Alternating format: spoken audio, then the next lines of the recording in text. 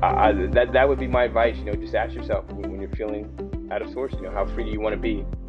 Because there's just some simple tools you can use to get back to that freedom. My sponsor told me, and I believe it, I'm either moving towards a drink or moving away from a drink. Like once I put it down, things started to seep in, to take hold, and I started to hear things I just wasn't capable of hearing. Welcome to the Daily Reflection Podcast. Today is January 7th, and we have a guest. Riley R. from Philadelphia shares his experience, strength, and hope on the concept of the turning point. What's it like to be at the turning point in your journey to sobriety, your journey of recovery? I hope you enjoy the episode. Hey, it's great to have you on the show, Riley. I wonder if you would help us out and read for us to get things started. Absolutely. January 7th, at the turning point. Half measures availed us nothing. We stood at the turning point. We asked His protection and care with complete abandon. And that is from the book Alcoholics Anonymous, page 59. Every day I stand at turning points. My thoughts and actions can propel me toward growth or turn me down the road to old habits and taboos. Sometimes turning points are beginnings, as when I decide to start praising instead of condemning someone, or when I begin to ask for help instead of going it alone. At other times, turning points are endings, such as when I see clearly the need to stop festering resentments or crippling self-seeking. Many shortcomings tempt me daily. Therefore, I also have daily opportunities to become aware of them. In one form or another, many of my character defects appear daily. Self-condemnation, anger, running away, being prideful, wanting to get even, or acting out of grandiosity. Attempting half measures to eliminate these defects merely paralyzes my efforts to change. It is only when I ask God for help with complete abandon that I become willing and able to change. Thanks for reading that. And I'm curious, Riley, why did you select January 7th? Why at the turning point? Mike, this is just how it works for my higher power coming into play. I didn't select at the turning point. I guess it selected me. When you asked me about doing this, I was eager to do it, and part of my personality, I think, in wanting to be first or get in there early, I looked at dates you had available, and thought that January 7th was a good date. It was far enough ahead that I could have some time to prepare, but also close enough that I'd be one of the first ones on this podcast. So, I'm sober, but I'm not rid of my my feelings of grandiosity sometimes. And then when I but here's the thing, Mike, really honestly, when I knew that whatever called to me, it was going to have some special meaning to me. And I was kind of excited to see what the reflection was for January 7th. Once I looked at that date and said I want to do January 7th, I was kind of excited to see what it said, because I knew it was going to have some special meaning for me. And when I opened it, sure enough, it does. And that's just what, that's just part of kind of my new belief of believing things are the way that they are, the way that they're supposed to be. And when I read it, the first words, half measures availed us nothing, just jumped out at me, because I have a really good friend in the program who, her name is Susan D, and she's been, she's just one of those people in the program that when they share, they bring it, and it's always something meaningful, something that you can take away, and you're happy to hear them share about something, because you're going to get something out of their share. And she often shares something her sponsor told her, which is that it says half measures availed us nothing. It doesn't say half measures availed us half. So, like, if we make a half measure, we're not going to get anything out of that. We're not even going to get half. And I just, that always rings true. I mean, so when I read that part, I knew that I was right where I needed. For the audience, tell them a little bit about your background and what brought you to the rooms. Like most of us, probably all of us, I didn't come into this thing willingly. I didn't come in, with a winning track record, as they say, and I didn't even know that I needed it. No way did I think that I was an alcoholic and in need of a program.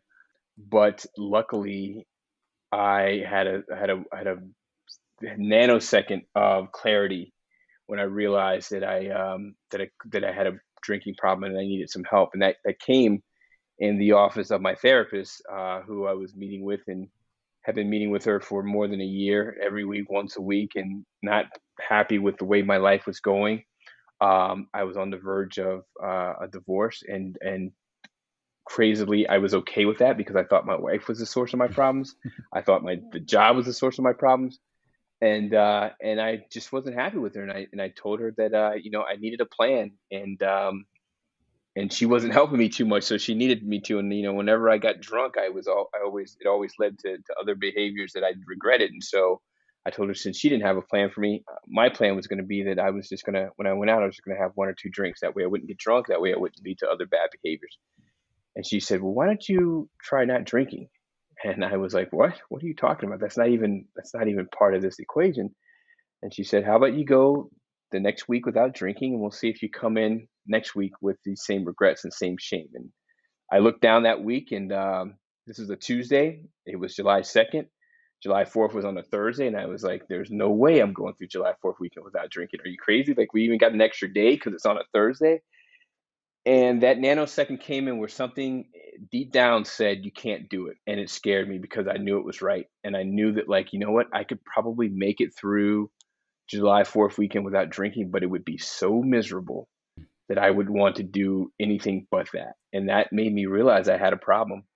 And she'd been talking to me about my drinking. She'd talked to me about rehabs, and my wife had been talking to me about rehabs. And I resisted it all. But in that nanosecond, the hair on the back of my neck stood up, and I realized I had a problem. I realized I couldn't do it. I said, maybe you had better call that rehab. And she did, and they had a bed for me on that Friday. I went home and had a drink that day, had a drink the next day, but decided that I couldn't get drunk the day before I went into rehab because only alcoholics did that. And so that Thursday, July 4th, became the first day I went without a drink, and that was 7 years ago. And so my sobriety date is July 4th, 2013. The reading mentions half measures, and you talked a little bit about that. Tell me what full measures look like. What does your program look like today? Well, one other reason that this reading picked me is because it's also filled with some things that I really bring close to heart. I say often that this program gives me many opportunities to work it, and I just have to take advantage of those opportunities. And the reading talks about, my shortcomings coming up, presenting themselves, daily opportunities to become aware of my shortcomings, and those are each opportunities to work my program. My sponsor told me, and I believe it, I'm either moving towards a drink and moving up, or moving away from a drink. And when those opportunities come up, and they come up all the time, whether it be, seeing alcohol and having a flashback about what it was like when I thought it was fun, or whether it be, someone cutting me off and me wanting to react with, give them the finger or yell or curse at them, or, me, trying to do work, and my child wants, one of my kids wants some of my time. And I want to say, "Don't you see what I'm doing? I'm trying to," it snowballs into, "I'm trying to work so I can provide a house over your head and send you to school." And all of a sudden, I'm all thinking about, how your interruption is going to keep me from paying for college for you in 10 years. It could go crazy like that. And each time, those are my opportunities to work my program. Do I take a deep breath? Do I pause before I react?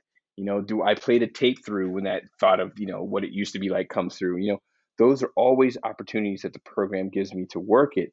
And so for me, my program looks like trying to really input and work this thing in all my affairs.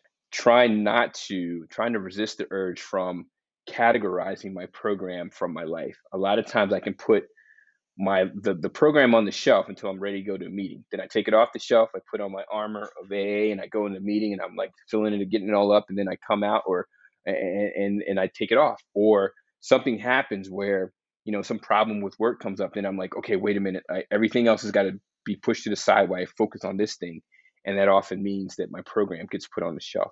Or, my wife and I have a disagreement, and all of a sudden, I'm not trying to use the program. I'm daily trying to bring in the lessons that I learned from the program, and involve them in everything, and really put this program first. And when I do that, those are my best days. Even if something horrible happens, even if terrible things happen, and those things have happened. But when I go to my program first, and which means just, it's just a really basic set of things that I know to do. Putting my program first means connecting with my higher power. It means talking to my sponsor. It means talking to my sponsees. It means talking to other people in the program. It means reading the literature. It means praying. It means meditating. When I'm doing those things, man, Life is good. I'm present, and life feels really great. And it feels really great because it doesn't have to be everything going right. It doesn't have to, I used to think that life was good when I get to that point where I'm living on a yacht, or, being able to take these great vacations, and I'm free of ever having any type of negative thing happen. To me, happiness was the absence of negative things happen.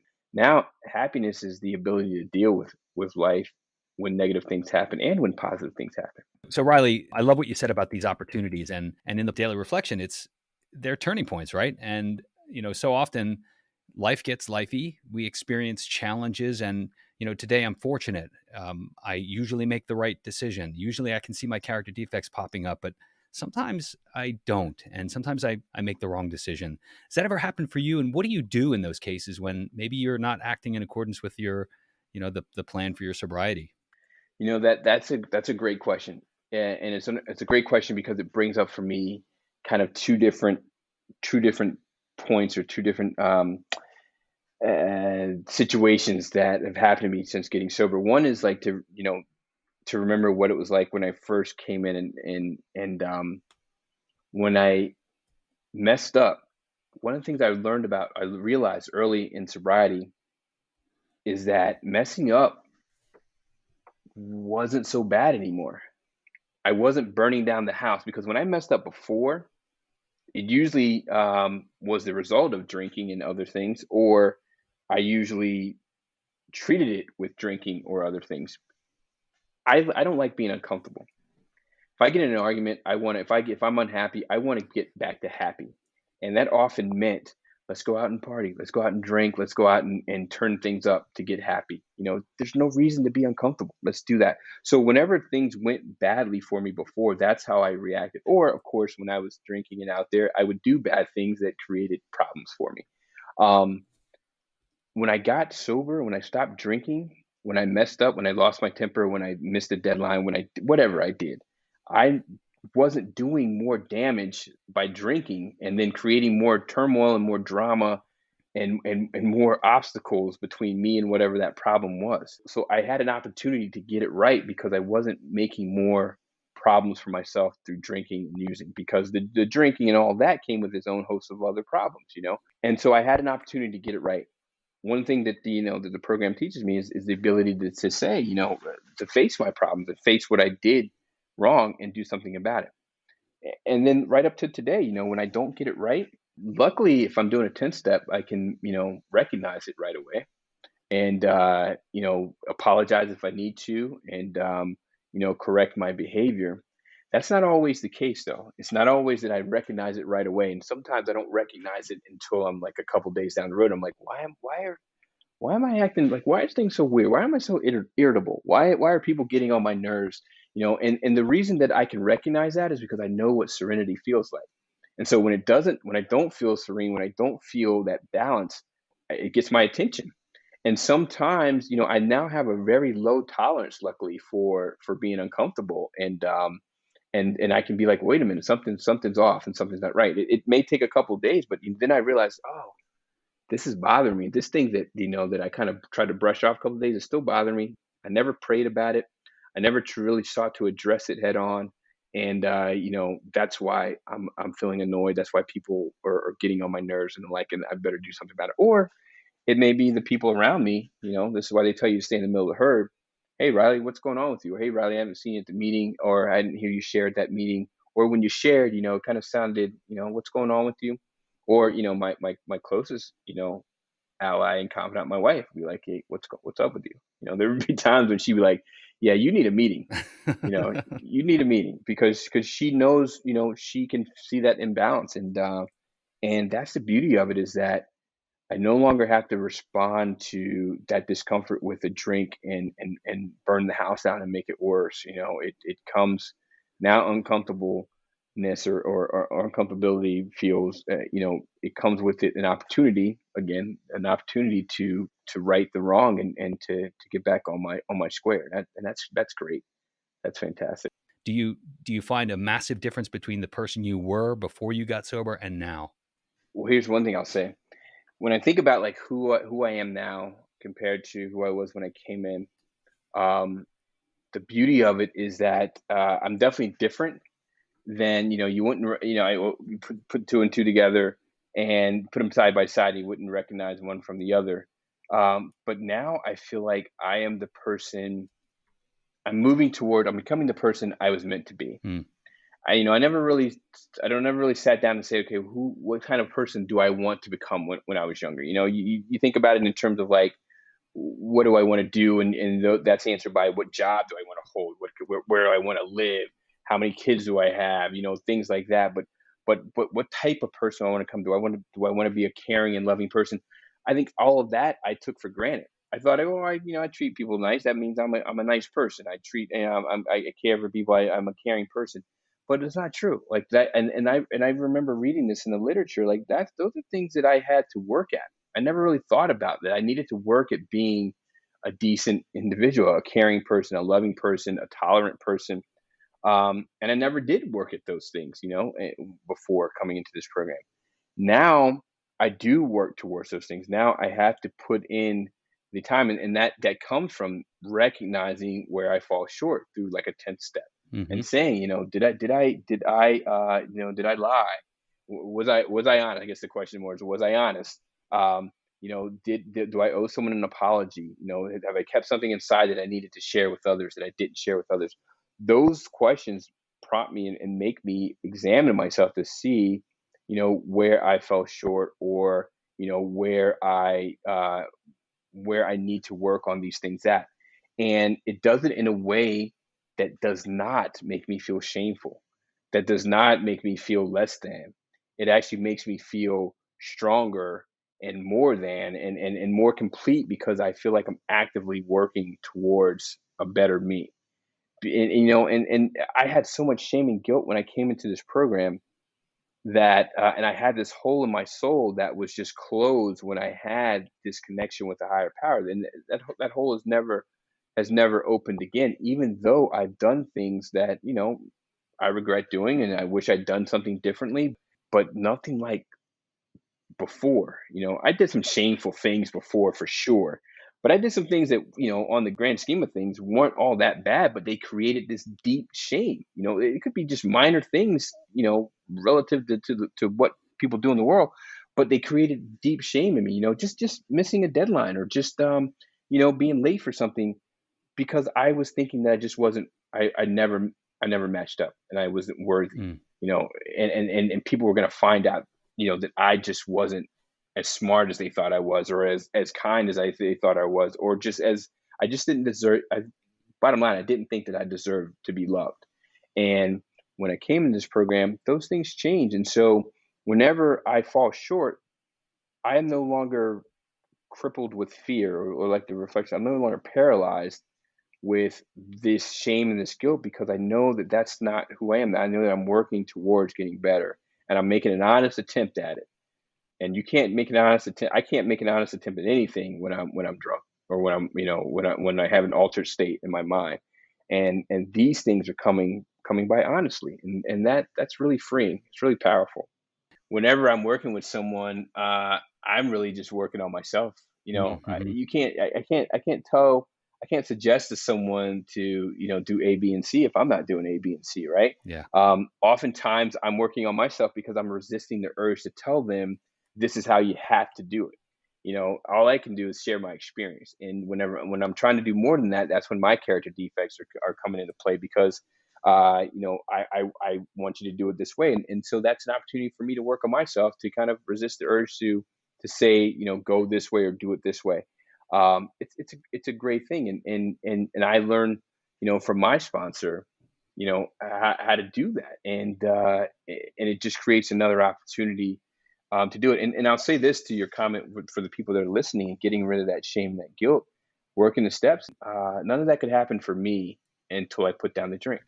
Like once I put it down, things started to seep in, to take hold, and I started to hear things I just wasn't capable of hearing when I'm drunk or hungover. I had to create space in my mind and in my soul to receive that information. I just wasn't going to receive it when it just didn't mean the same. But when I got in rehab, and, a couple of days of not drinking and other things, all of a sudden I started, like, the fog started to lift. Like, we talk about all these cliches, but we mention them all because they're true and they're accurate ways to describe our experiences, and it described really heavy stuff in a very few short words.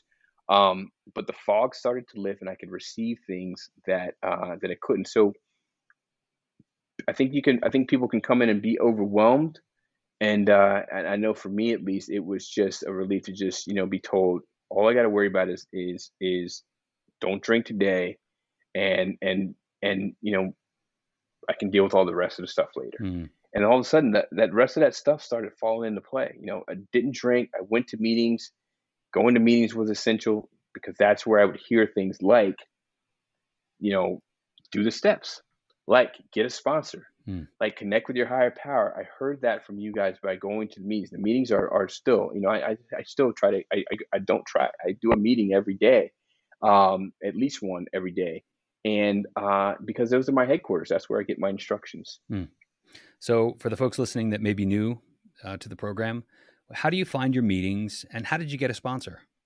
Luckily, when I went into rehab, I had this willingness that I didn't know that I needed. Like I said, my marriage was on the verge, and I had a 2-year-old son. And I said, I'm at least going to go in here and I'm going to listen to everything they tell me to do. So if this marriage thing doesn't work out, at least I know I tried. And by having that willingness, because I didn't want my son I didn't want to be without my son every day of my life, and I didn't want my son to be without his father every day in his life.